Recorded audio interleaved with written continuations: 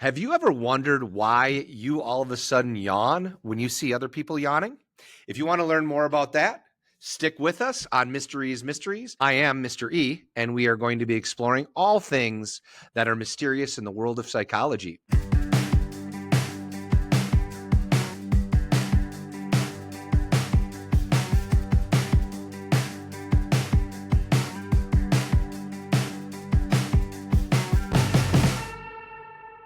We have these structures in our brain called mirror neurons. Mirror neurons are located in a couple parts of our brain. Long story short, right up here in the frontal lobe and the parietal lobe, areas called the motor cortex, which is our sense of movement, and another area called our somatosensory cortex, which is for our sense of touch. But these neurons, they fire under a couple different circumstances. Number one, they fire. Okay. And when I say fire, that means they're making neural connections. They're like shooting electrical charges and sending chemical messages. They fire when we are doing a particular action or when we see someone else do that particular action. They also get a lot of practice when we do something called visualization.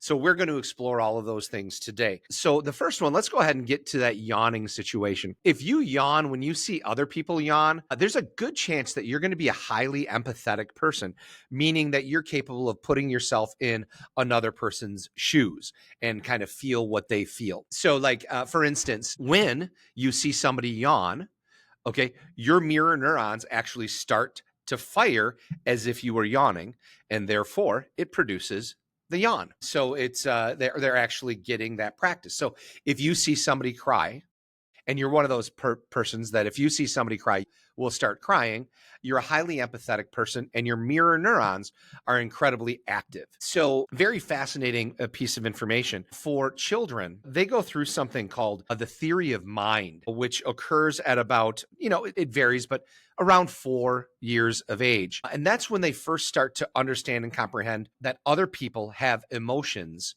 that are different from theirs. Prior to that, they're quite egocentric, which means they believe that everybody sees the world as they see it. So, for instance, my son, when he was 3 years old, he loved to be chased. So, therefore, he thought our dog Porky loved to be chased as well. But that was actually the exact opposite. So, when he heard Porky growling, he actually thought Porky was having a good time. No, he was not. But either way, as they get older and you hit 4 or 5 years of age, you start to develop a theory of mind where you start to recognize and understand people's that people have emotions and those emotions are different from yours. And then we slowly but surely develop this concept of empathy where we start to understand and feel what other people feel. And so much of that is based off of this principle of mirror neurons. The next piece I want to talk about with mirror neurons is something called visualization. When you either observe somebody do something or you're picturing something being done in your head, your mirror neurons are firing. So there was a study done a long time ago about in basketball free throw shooting. And they took two individuals that had about the same skill set. And one of the individuals practiced every day shooting 100 free throws every day.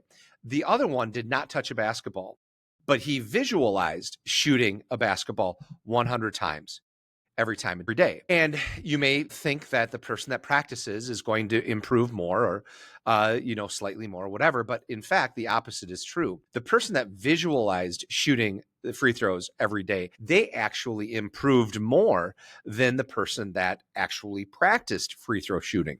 The main reason for that is this: the person that practiced shooting free throws, that person screwed up sometimes. And so their mirror neurons were firing in a faulty sort of way because they would miss.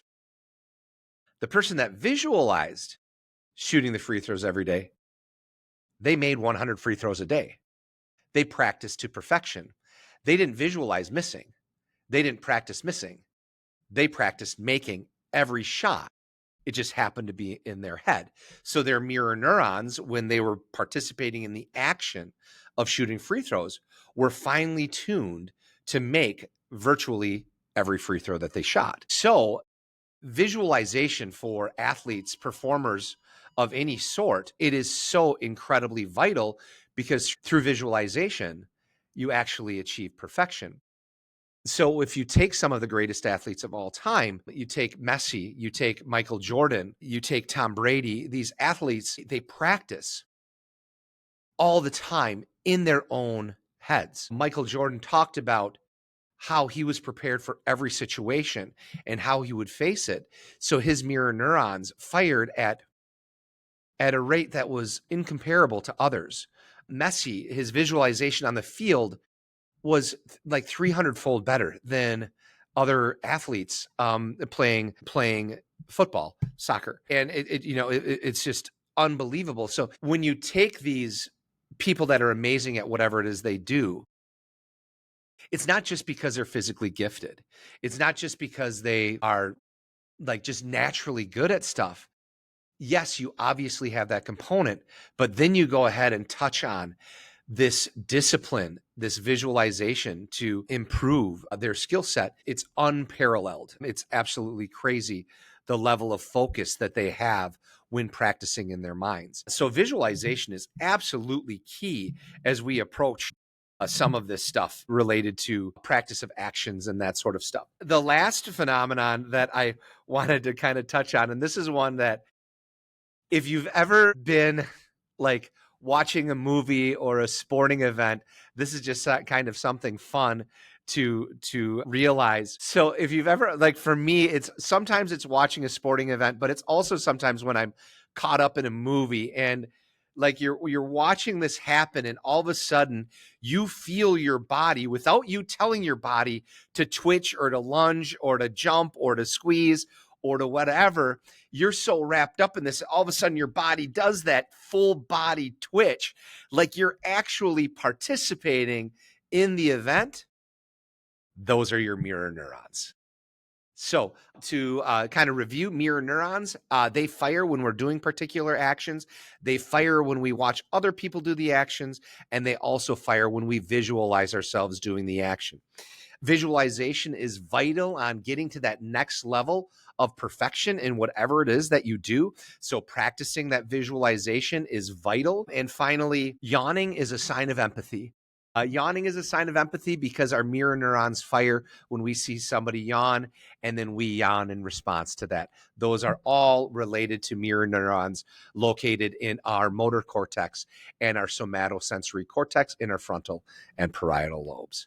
So thank you all for joining us. I want to thank Unify Agency and our director producer, Bear Wade, for everything that he does for us here on our show. Make sure you can follow us on Apple and Spotify for our podcast.